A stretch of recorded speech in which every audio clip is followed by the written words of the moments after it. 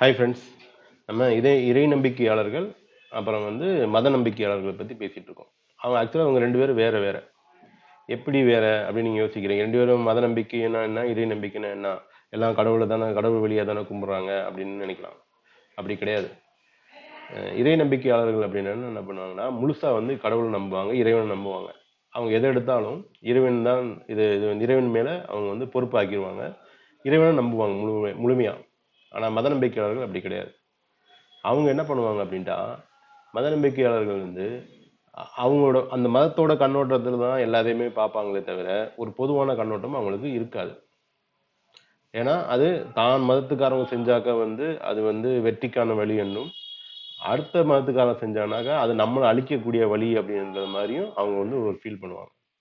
இது ஒரு பெரிய வித்தியாசம். இந்த இறை நம்பிக்கையாளர்களுக்கும் இந்த மத நம்பிக்கையாளர்களுக்குடைய பெரிய வித்தியாசமே இதுதான்.